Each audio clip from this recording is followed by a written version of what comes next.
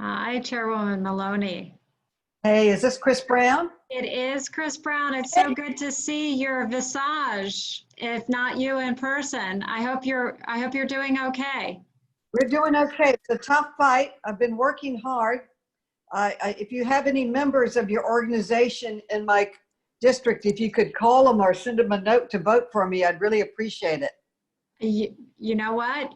We will make that happen, absolutely, because you are an incredible champion. And I want to introduce you, now that we're live, to everyone who's listening today and understand the kind of incredible leader that they have in the United States Congress. And we have a lot of members in Congress, but not all can claim credit to be the kind of champion for the people that you are. So we, on behalf of Brady, I have to say, we're delighted to be joined today by Chairwoman Carolyn Maloney. She's the was first elected to Congress in 1992. She's a recognized national leader with extensive accomplishments on financial services, national security, the economy, women's issues, and of course, on gun violence prevention. She is the former vice chair of the Joint Economic Committee, a really critically important committee. If we had more time, we'd get into some of the details of what that committee did, but incredible work that she helped steward, and that continues today. She currently serves as chairwoman of the House Committee on Oversight and Reform, the first woman to hold this position, and it's such an incredibly important committee in this day and age. And I've talked to you in detail about the kinds of things that I know that you want to do with that committee. So first of all, I want to thank you so much for taking your incredibly valuable time to join us here today for this conversation. Oh, thank you, Kris, so much. And thank you to the Brady campaign for organizing this forum and for all the work that you've done over the years to combat gun violence and bring common sense reforms to our nation's gun laws, focused on simple, narrow goals, stopping the carnage and saving lives. I have to tell you, we stand alone in the world with the amount of mass shootings. And if we could just pass some of the bills that the Brady campaign is supporting, we would cut down on this carnage a great deal. This year, we've been fighting tooth and nail to combat the COVID-19 pandemic. And sadly, our nation has been experiencing this epidemic of gun violence for far too long. I've always said that if guns made us safer, we would be the safest country on the world. Instead, we have the worst rate of gun violence among industrialized nations. We lose a staggering 13,000 people a year from gun violence, with tens of thousands more injured by guns. So putting a stop to gun violence is not just a constitutional issue. It's not just common sense. It is literally life or death, a life or death issue. I have long supported gun safety reforms, starting with supporting and voting for the Brady Handgun Violence Prevention Act of 1993. It was so exciting when we passed this bill. I was one of the floor whips on it, and we got the votes and we made it law. And as you all may know, this law provides for background checks for most handgun purchases and has stopped thousands of dangerous individuals from buying firearms.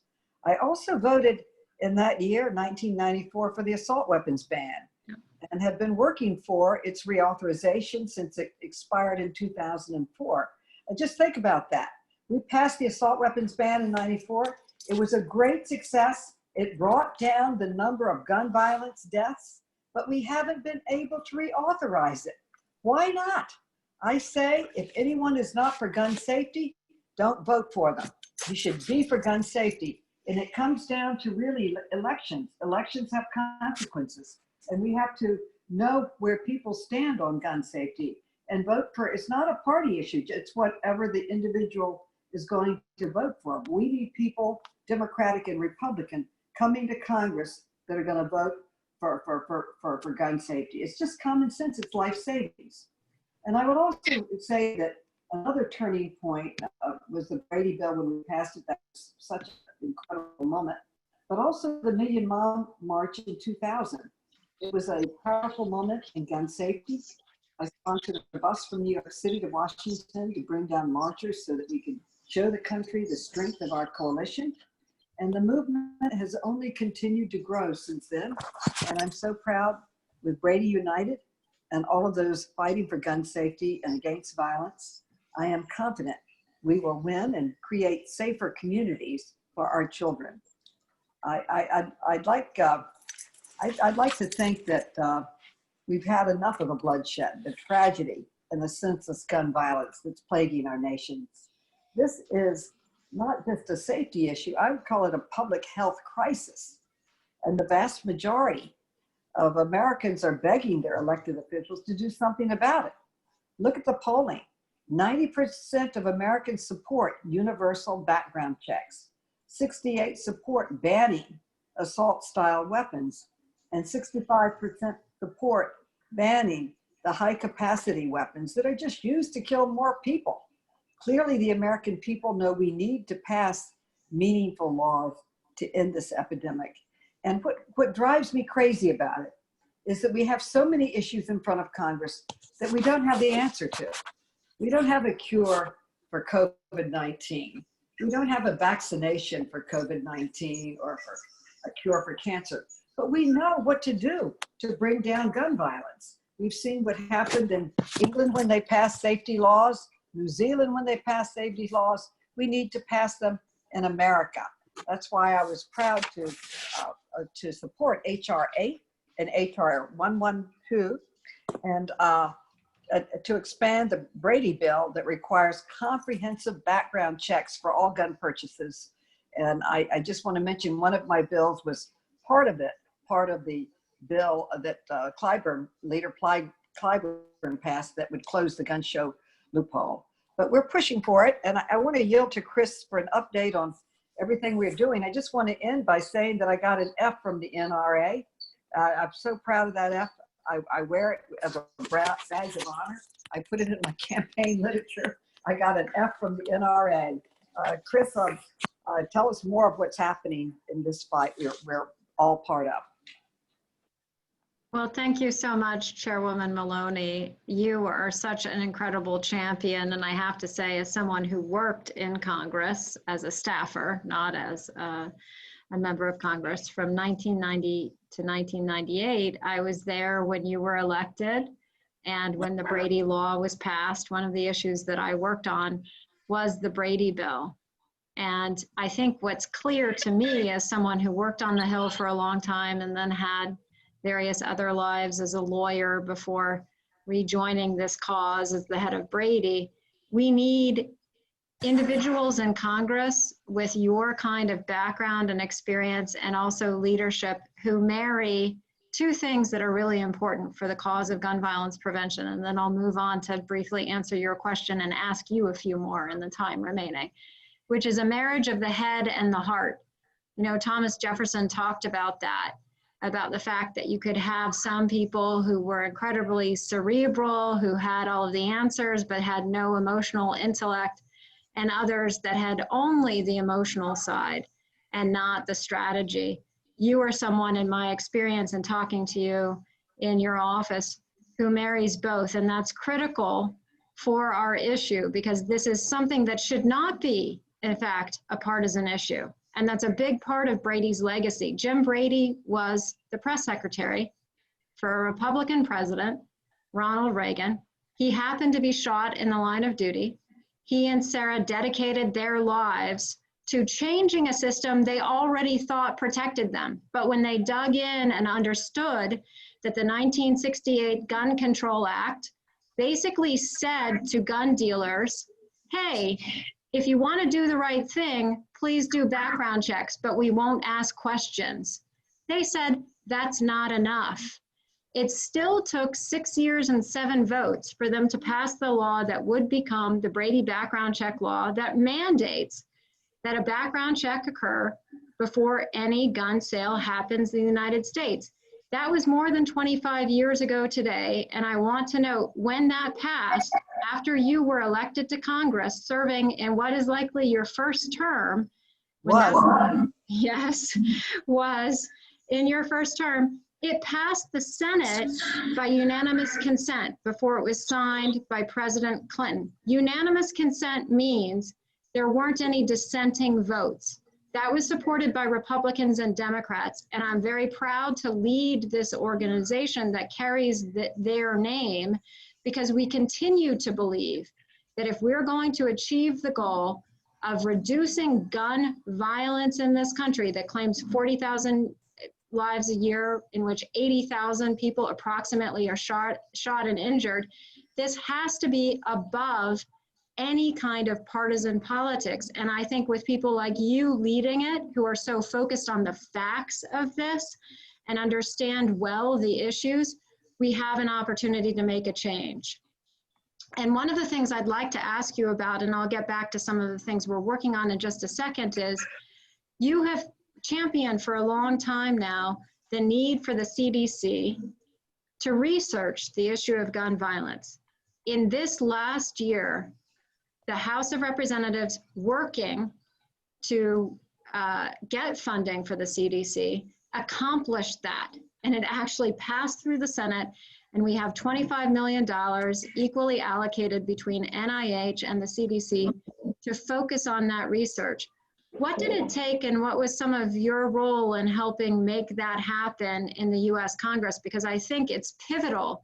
We haven't had research in this area. We have a public health epidemic. Gun violence should be treated as that, and you helped shape that out. So I'm sure people would be curious about how that actually came to pass. Well, when the Dickey Amendment passed, it prevented federal funding for gun violence research.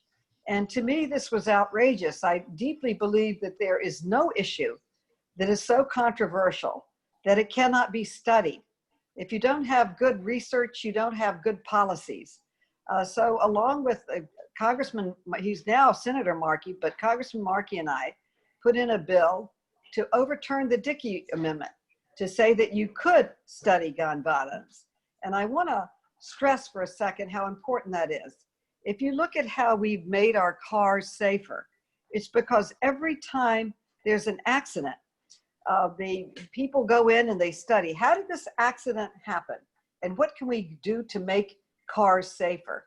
So we've gotten seat belts and all kinds of safety items in our cars to save lives. We should have been doing that with guns. There are all kinds of ways. Safety locks on guns to keep kids from picking them up, locking them up if you're not there. You know, we have liability insurance on cars. Why don't we put that on guns too? They're far deadlier. There's so many ways you could work to make guns safer. Well, let me tell you, it took us a long time, over 10 years, to get that removed, but we had the bill in. Senator Markey became a senator. We continued to work on it and to work for the funding of it, which we were able to achieve this year. And I'm very proud of playing a role to make that happen. We just had hearings on it. We had meetings on it. We had legislation that we went around and got everybody to sign up on. Very importantly, we raised it a lot in the press, got a lot of press coverage on how ridiculous it was, that you forget that we couldn't reauthorize the Brady bill and strengthen it. They wouldn't even let us study it. It's so ridiculous when you think about it. It's outrageous. But we finally got it changed, and now we passed the bill, H.R. 8 and 1112, on strengthening the Brady bill, and we haven't been able to get it through the Senate. And I think that that's a national tragedy. It's a national scandal. And I think your listeners and the members of the Brady Coalition and all members dedicated to gun safety should study who's stopping that bill from passing. And if they can't pass sensible gun safety laws. Now, I want to say one thing. We're not going after the Second Amendment. We're not trying to take guns away from law-abiding people that have their permits in place, small businesses that like to have it there to protect themselves. But we're not taking guns away from anyone. We're keeping guns out of the hands of people that are dangerous, that have a history of being violent or not being mentally capable of handling a gun. And it's just common sense, and it's just infuriating that in the great country of America, we haven't been able to get this through the Senate this year. Well, I thank you for all of that context, because I think for folks who don't know all of the details that go into getting something so landmark passed, we just have to keep in mind that without someone like Chairwoman Maloney in Congress, it's very likely that that CDC funding would not have happened. And we need to keep in mind that there was a $0 amount given because of the Dickey Amendment that she referenced to gun violence prevention research, just the research about the impact of gun violence in this country for 20 years. So she was among a handful of members of Congress who championed that this must be changed. And we were able to get, for the first time in 20 years, $25 million appropriated to that. So I have to thank you so much for your leadership on that. And then I want to ask you a follow-up question, because it really relates to your focus on the need for data and details about aspects of the gun violence prevention problem. I mentioned at the beginning when I introduced you that you were the former vice chair of the Joint Economic Committee in the U.S. House of Representatives. And as part of your responsibilities in that role, you helped to spearhead two reports, many reports, but two that are relevant to this. One on the economic impact of gun violence, and the other on firearms suicide. I just want to ask whether you can speak more to the significance of quantifying the cost of gun violence and the importance of acknowledging the increased lethality of suicide when a gun is present.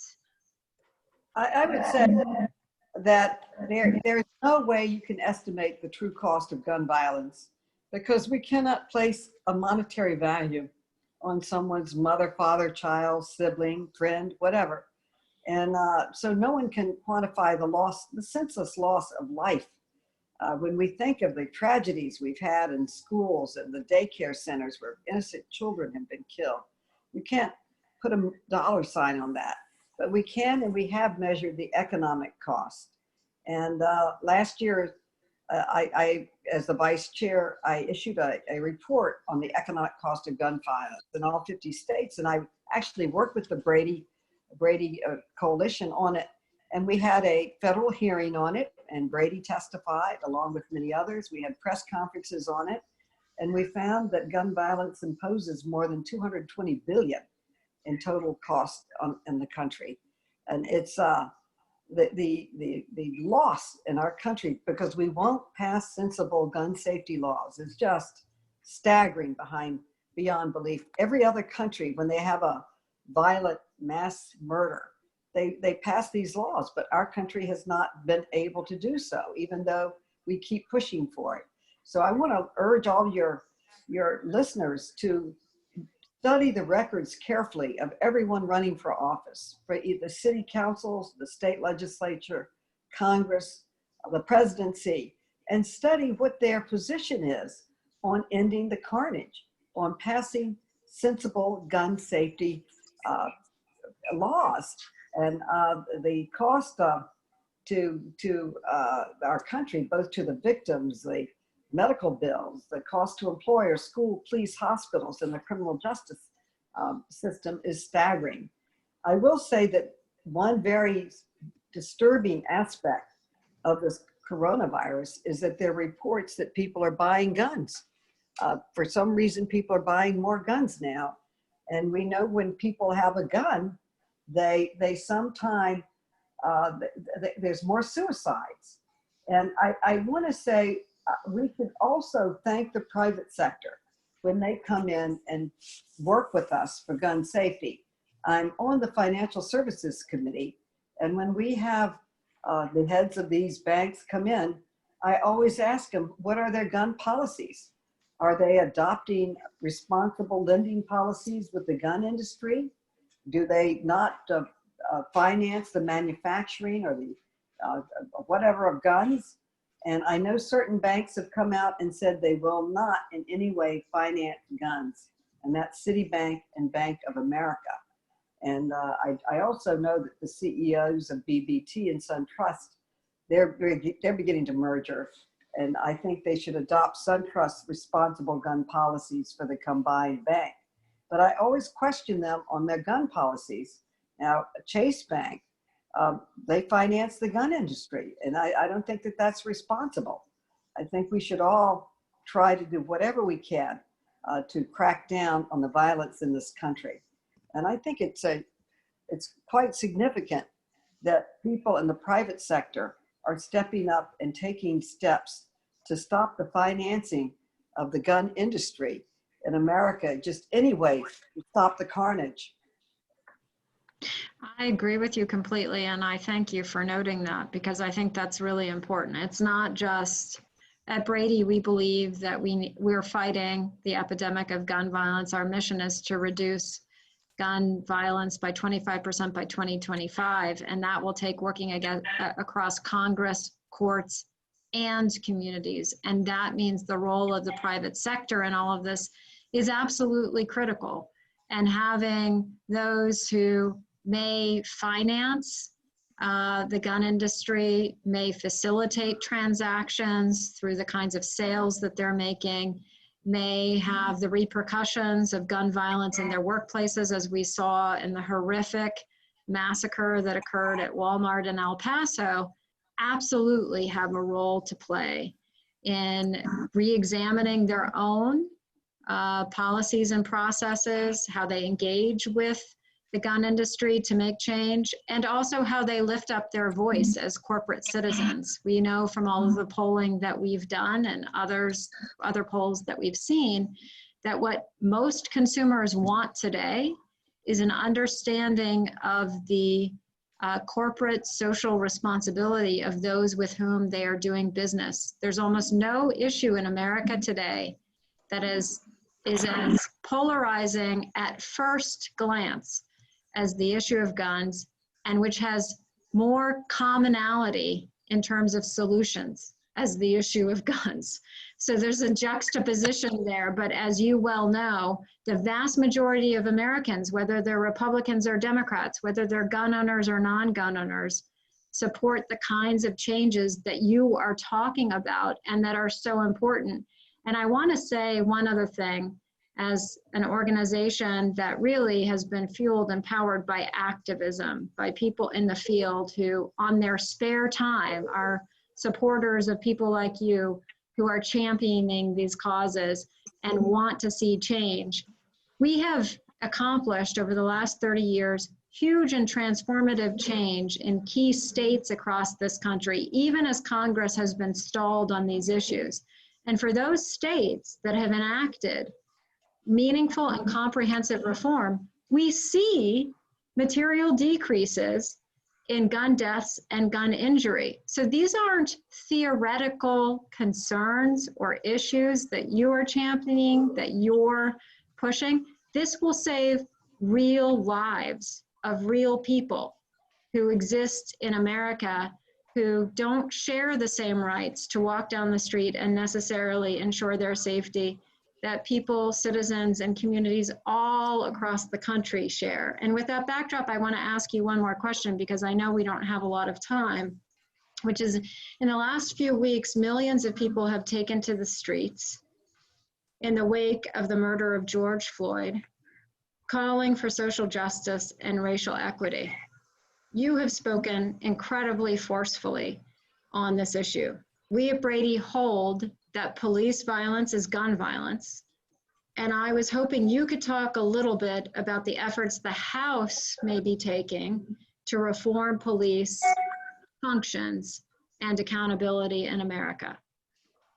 Well, we are going to be having on this Friday, and we're calling it really a briefing on the bills that we'll be putting on the floor next week to speak out and to change police brutality in this nation. I think we are united and determined. I've been to several protester meetings. They're very peaceful, and everyone wants to see change. And if we don't seize this moment, and we are seizing this moment, the Democratic leadership, along with the CBC, the Congressional Black Caucus, has taken the lead. We have a series of bills that really would change it. George, we talk about Eric Gardner. He had the chokehold. He was just selling cigarettes on the street. There was no reason why he should have been killed, but this would ban the chokehold. And then Breonna Taylor, where they really broke into her home and shot her in her bed. This would stop the no-knock warrant entrance into homes, and we would make lynching a federal crime and start a database that bad police officers couldn't go from one state to another state to get jobs. They would have a file on any excessive force that they used. But I want to go back to one other bill that I think we might be able to pass in this Congress, in addition to the removing the Dickey law and getting funding. And that's the Gun Trafficking Prevention Act. And this came out of violence on the border. We had hearings, and the law enforcement agencies literally asked Congress to make selling illegal guns a felony. It's not even a felony. Can you imagine? Trafficking in illegal guns, selling them to thugs or criminals or drug cartels is not a felony. And I think that piece of legislation has bipartisan support, particularly from members on the Republican side that are prosecutors or come from the criminal justice system.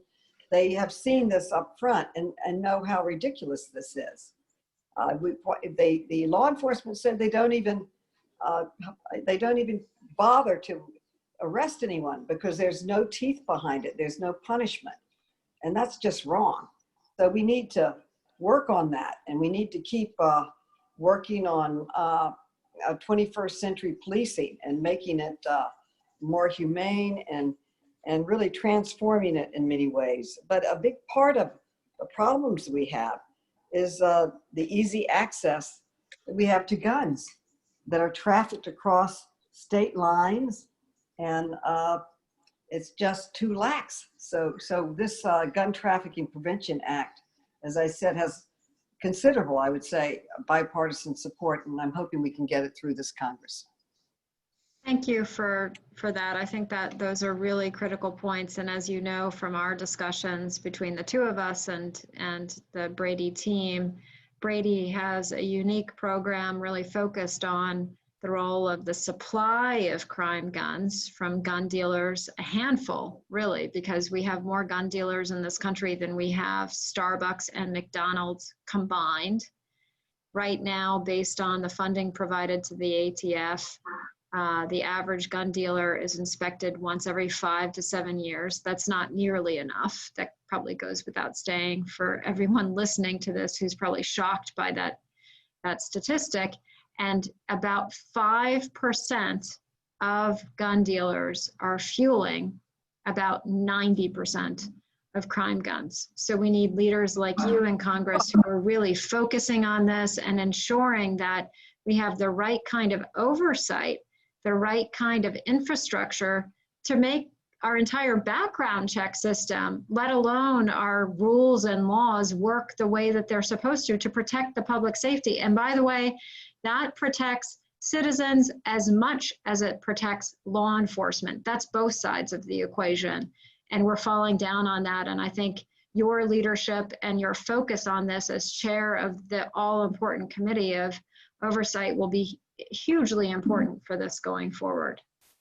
Well, I think when we get back to Congress, we should have some hearings on gun violence in America and look at these issues. Another part of it, Kris, is we export guns illegally into the Caribbean and all around the world, causing all kinds of violence. Yes. We produce them, we sell them, we export them, and it's causing tons of death, not only in our country, but around the world. And it's like so many things I said we don't have an answer to. We know what we could do to keep guns out of illegal hands or criminal hands or dangerous hands with background checks and making trafficking in illegal guns a serious crime and treat it as one. We would cut down on a lot of violence just by doing that. We have so much work to do, Kris. I got to get back to work too. We do have so much work to do, and we're over the allotted time for someone who is busy doing many different things, not the least of which is championing gun violence prevention in Congress, as you have always done.